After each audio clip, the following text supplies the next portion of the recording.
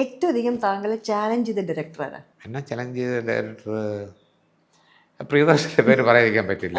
സത്യം. ആ പടത്തിനകത്ത് അതായത് മിന്നാരം എന്നുള്ള പടത്തില്ലേ, മല എന്ന് പറയുന്നില്ലേ, അത് ഞാൻ സെറ്റിൽ ചെല്ലുമ്പോഴത്തേക്കും പുള്ളി ഒരു ബോർഡ് അസിസ്റ്റൻ്റായിട്ട് വന്നിട്ട് ചെവിരിൽ അങ്ങനെ ഫേൺ ഹിൽ പാലസിൻ്റെ ചെവിരിൽ വെച്ചിട്ട് പുള്ളി ഇങ്ങനെ ഒരു ഗുരാന്ന് എഴുതുന്നു.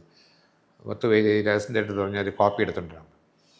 അയാൾ കോപ്പി എടുത്തുകൊണ്ട് കൊടുത്ത് പറഞ്ഞു, നീ ഇത് പ്രോംപ്റ്റിംഗ് ഇല്ല, ഒന്നുമില്ല, ഇത് ഒറ്റ ഷോട്ടിൽ ചെയ്യേണ്ടതാണ്, അതിനാണ് നിന്നെ ഇത്രയും പൈസ ഒന്നും ബുക്ക് ചെയ്യുന്നത്, ഉച്ചയ്ക്ക് ശേഷം എടുക്കുകയുള്ളൂ, പോയിരുന്നു പഠിക്കുക.